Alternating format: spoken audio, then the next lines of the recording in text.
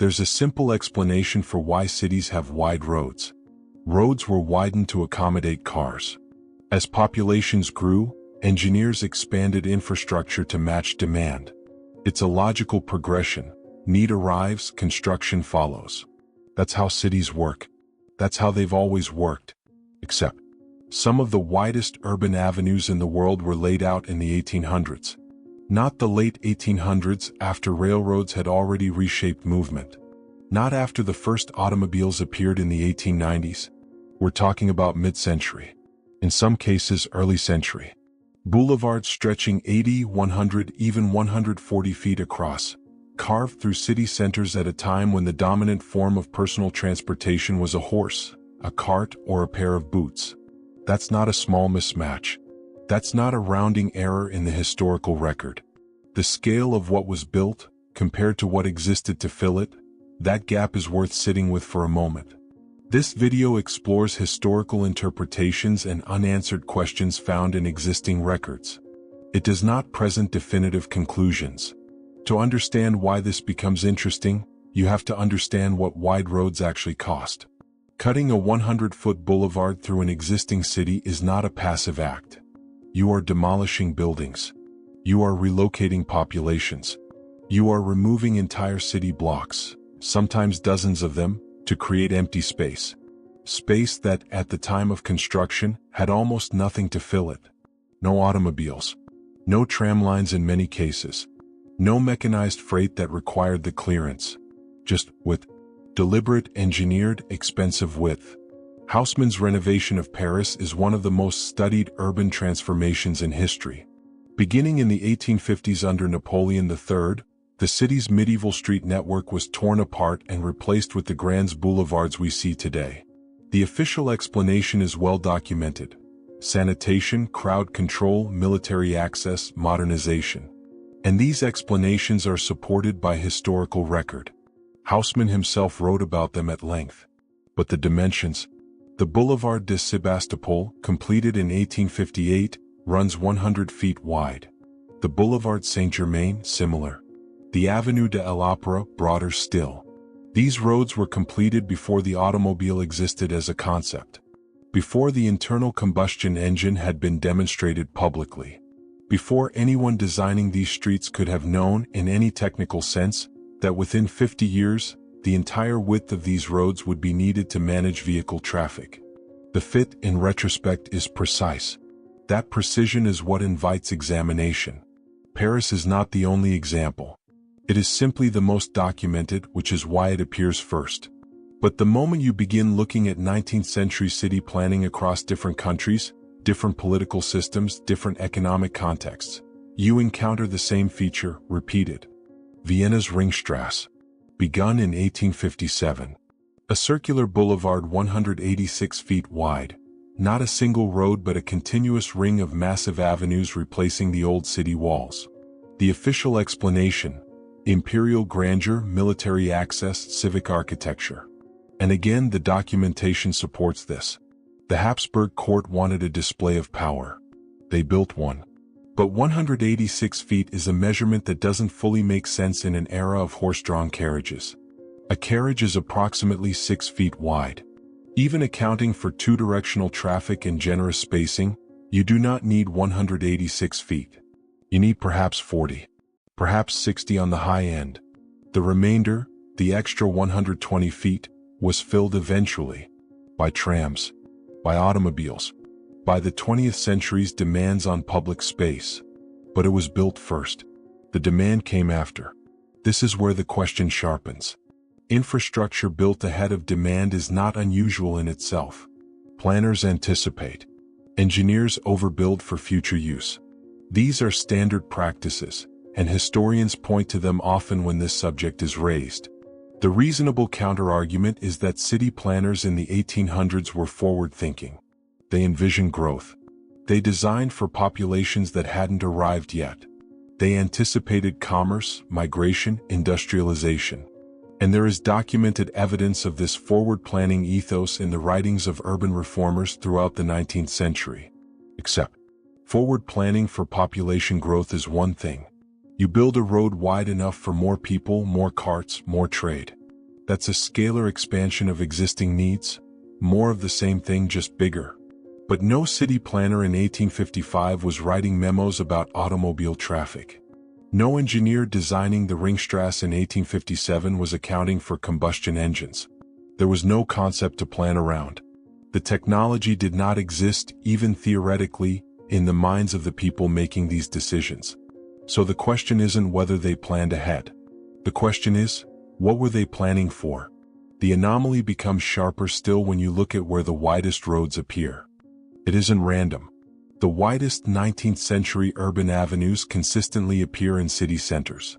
Not at the edges where expansion is cheap. Not in newly annexed suburbs where land is available. They appear in dense, already occupied urban cores, exactly where demolition is most expensive, most disruptive, and most politically costly.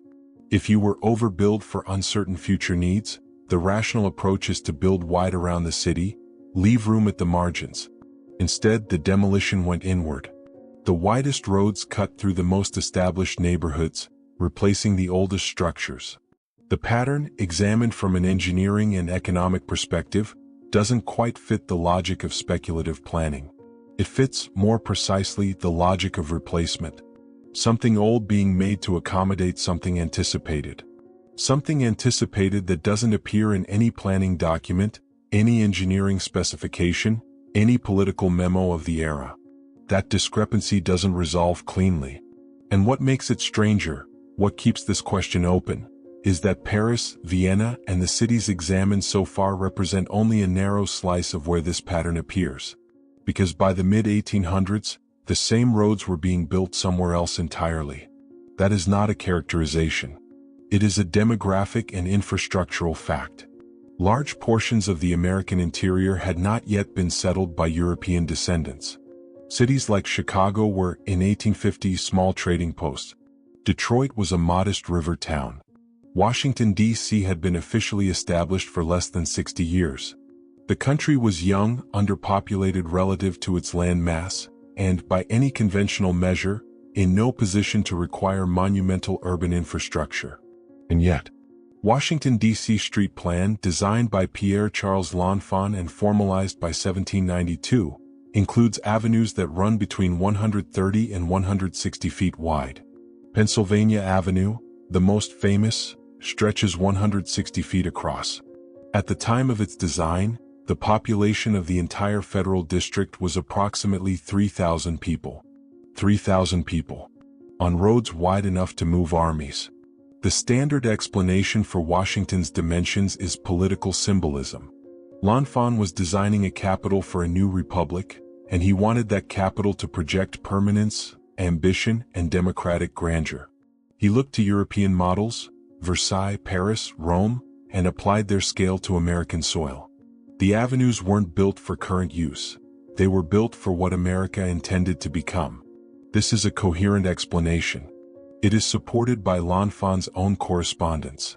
He wrote explicitly about designing for the future, about projecting national character through architecture and urban form.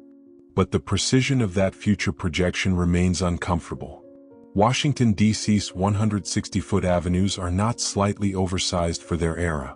They are functional, nearly without modification, for automobile traffic more than a century later. The width that seemed excessive in 1800, absurd even given the city's tiny population, became exactly appropriate the moment motorized transport arrived. Not approximately appropriate. Not workable with adjustments appropriate. Exactly appropriate. The question that follows isn't whether L'Enfant was visionary. He clearly was. The question is whether vision alone accounts for the specificity of that fit.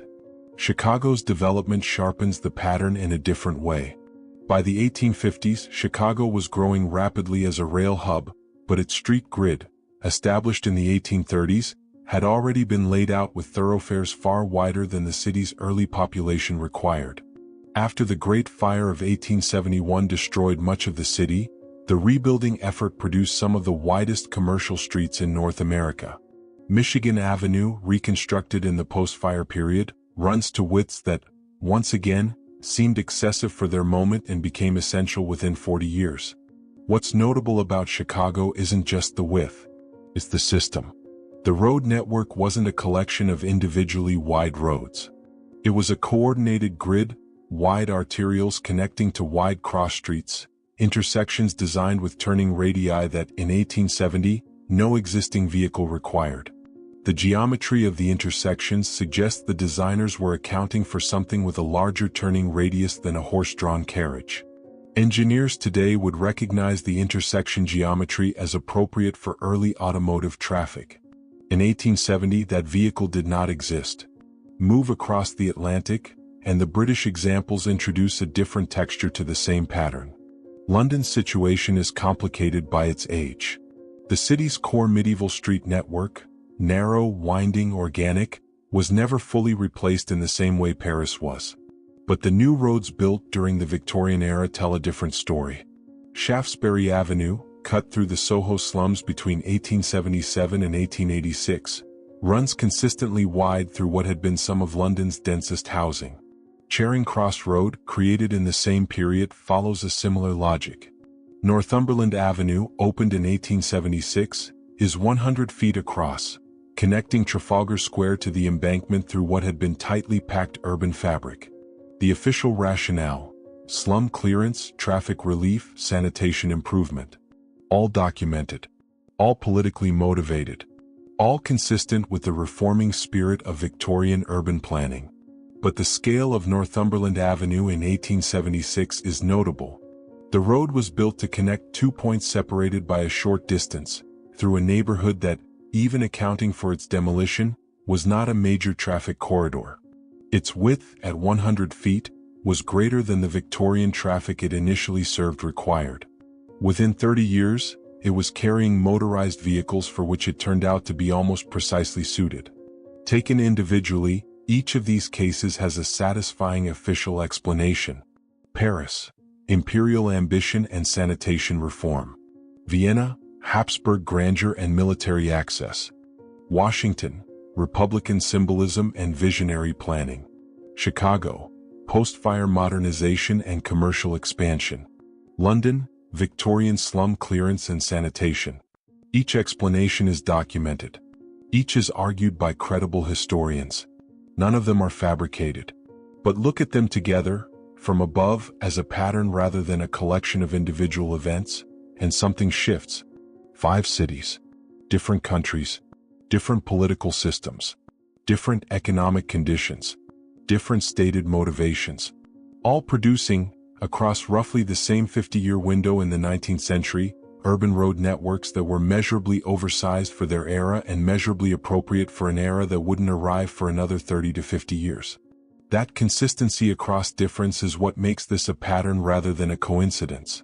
Individual anomalies are explained by individual circumstances. Repeated anomalies across unconnected contexts invite a different kind of question. Some researchers examining this pattern push further. They look not just at the roads but at the buildings beside them. The train stations constructed in the same period, vast, cathedral-like structures built for passenger volumes that didn't arrive for decades. The civic halls, the covered markets, the exhibition centers. All of them, across multiple countries, built at a scale that their immediate moment didn't demand and their near future turned out to require. The observation at this level is no longer about any single city or any single country. It becomes a question about 19th century civilization as a whole. Why, across such a wide range of unconnected political and geographic contexts, did builders consistently produce infrastructure sized for a world they could not yet see? Standard history offers standard answers, and those answers are not wrong. But they are, for some researchers, incomplete. Because once you start looking at the physical record of 19th century construction with this question in mind, not through the lens of official motive, but through the lens of scale and timing, a different framing begins to surface. A framing that some have given a name to. A label that has, in recent years, begun appearing in discussions of exactly this kind of pattern. And understanding what that label means, and, more importantly, what it does not mean, requires looking at what's actually being described. That much is simply true. Atlases from the 16th, 17th, and 18th centuries label vast stretches of Central Asia and Siberia with variations of the term. Tartaria Magna, independent Tartary, Chinese Tartary. European cartographers used it as a loose geographic designation for regions that were, from their perspective, remote, poorly understood, and difficult to categorize within existing political frameworks. It was a placeholder more than a definition, a label for the unknown. By the 19th century, the term had largely disappeared from formal cartography. The regions it once described had been incorporated into Russian, Chinese, and Central Asian political structures that cartographers could name with more precision. Tartaria faded the way many historical geographic labels fade, quietly replaced by more specific terminology as knowledge expanded. That is the conventional historical account. It is accurate. It is supported by the cartographic record, which is extensive and openly accessible. And for most of recorded history, that's where the conversation ended. In recent years, however, the term has re-emerged, not in academic cartography but in a different kind of conversation. One that happens primarily online in communities focused on what some call mud flood theory, old world architecture, or simply Tartaria. These communities are not monolithic. They range from serious amateur researchers examining architectural anomalies to more speculative voices making claims that go considerably further than the evidence supports. But at the center of the more measured version of this conversation is a question that echoes everything examined in this documentary so far. What if the 19th century inherited infrastructure it did not build? This is the interpretive core of what gets labeled Tartaria theory in its more cautious forms. Not a claim about a hidden empire, not an accusation of deliberate erasure, but a question about provenance, about whether the cities of the 19th century were built from scratch as official histories suggest, or whether some portion of what we attribute to Victorian-era construction was, in fact, already present in some form. It is important to be precise about what this interpretation is and is not. Some researchers who use the Tartaria label point to architectural details, specifically to buildings in 19th century cities that display construction techniques, material qualities, or stylistic consistencies that they argue sit awkwardly within the documented timeline of their supposed construction. The argument is not that the buildings look old. Many 19th century buildings look old. That was frequently the aesthetic intention, a deliberate neo-Gothic or neoclassical revival style. The argument is more specific, that certain structural elements appear inconsistent with what documented construction records describe. That some foundation work, some subterranean architecture, some load-bearing elements appear, to these researchers, to predate the construction dates officially assigned to the buildings above them. Architectural historians generally dispute this interpretation. They point to the well-documented practice of building on or incorporating earlier foundations, common throughout urban history. A building dated 1860 may sit on a foundation from 1720, which sits on one from 1400. This is normal. This is expected. This is not evidence of anything anomalous. And yet the researchers making these observations are not always easily dismissed. Some have backgrounds in engineering or construction. Some are pointing to specific technical details, bonding patterns, mortar compositions, stone cutting precision, that they argue merit closer examination than mainstream architecture history has provided. One interpretation is that they are wrong, and that the conventional timeline is accurate.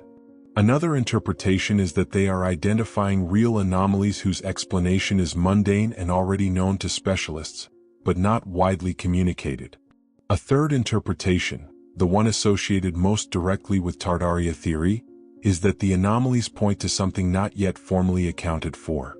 This documentary does not adjudicate between these interpretations. What it can do is note where the pattern of this broader conversation becomes genuinely difficult to resolve. The roads examined in Phase 1 and Phase 2 of this documentary have conventional explanations. Those explanations are documented. But documentation of intent does not always resolve the question of scale. A planner can document that they intended to build wide roads for symbolic or sanitation reasons without that documentation explaining why the resulting dimensions fit a technological future no one had yet conceived. This gap, between documented intention and unexplained precision, is where Tartaria-adjacent researchers tend to focus their attention. And it is a gap that standard historical methodology does not always close cleanly. Urban historians generally argue that the fit between 19th century road widths and 20th century automotive traffic is a result of good planning, flexible design, and the organic adaptability of well-built infrastructure. Wide roads stay wide. Wide roads accommodate new uses. There is nothing mysterious about infrastructure outlasting its original context. This is a reasonable argument. But some researchers respond by pressing on the specificity of the fit. Not just that the roads were wide enough, that would be explainable by generous planning, but that they were wide in ways that correspond quite precisely to later technical requirements. That intersections were geometrically configured for turning radii not yet in use. That drainage systems beneath some 19th century streets appear sized for volumes of runoff that mid-century urban populations would not have generated. These are empirical claims. They are testable in principle. They have not been systematically tested by mainstream infrastructure archaeology, which is a relatively young field with limited resources and a long queue of other questions. The absence of a formal refutation is not evidence that the claims are correct. But it is notable. What the Tartaria label ultimately represents, in its most careful form, is a container for a set of unresolved observations about the 19th century built environment. The label is provocative. It carries associations with more extreme theories that this documentary has deliberately avoided. And many researchers who study 19th century infrastructure anomalies reject the Tartaria framing entirely, preferring to examine specific architectural or engineering questions without the interpretive weight the term carries. That resistance is understandable. Labels shape perception. Once you call something Tartaria, you inherit a set of community associations, a set of prior conclusions, a set of rhetorical habits that may or may not serve careful inquiry. Some of the most interesting work being done on 19th century construction anomalies is being done by people who have never used the word and would be uncomfortable if you applied it to them. And yet the questions they are asking are, at their core, the same questions. Why was so much built so wide so early? Why does the scale of 19th century civic infrastructure so consistently exceed the immediate needs of its moment? Why does the fit between what was built and what eventually came to fill it feel, in retrospect, less like anticipation and more like preparation? There are no clean answers here. There are documented explanations that satisfy most historians. There are architectural anomalies that some researchers find difficult to resolve within those explanations. There is a growing online conversation that has attached a historical geographic label to these anomalies, a label with its own contested meanings and associations. What remains at the end of all of it is the physical record itself. The roads are wide. They were wide before the traffic that would justify them existed. They are wide in cities that had officially no reason yet to build at that scale. And the precision of their eventual utility, the way the 20th century moved into the 19th century's measurements like a hand into a glove already shaped for it, is a fact of urban history that each viewer must weigh against the explanations available to them. Official history provides a framework. The framework is detailed. It is documented. It is, in most respects, internally consistent. But frameworks are built to hold what we understand. What sits at the edge of understanding, what the documents don't quite reach, what the dimensions don't quite explain, tends to stay there. Quiet. Present. Measured in feet and decades and the particular silence of streets that were ready before anyone arrived to walk them.